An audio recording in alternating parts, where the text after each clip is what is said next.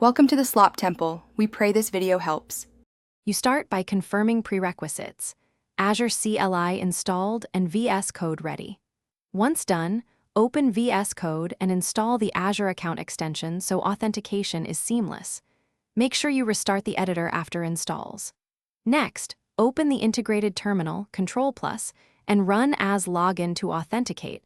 This connects your CLI to the same account the extension uses. This alignment avoids credential mismatches and makes subsequent commands run in the exact environment you see in the editor.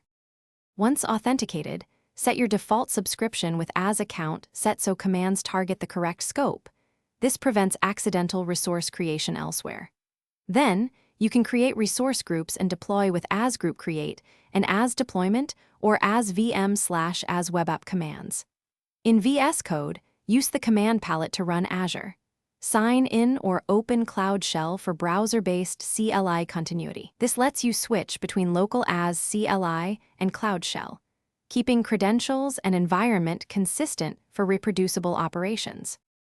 To complete your workflow, verify created resources with as resource list or as group show and use output JSON for precise parsing. Make sure to store any reused parameters as variables in the terminal to speed repeat tasks. If something goes wrong, a common fix is to run as logout and then as login to refresh tokens. Also check the Azure account extension status in VS Code. If authentication still fails, match the account shown in the status bar to the account used by your as commands to resolve conflicts. Thanks for watching. Consider subscribing if we helped you.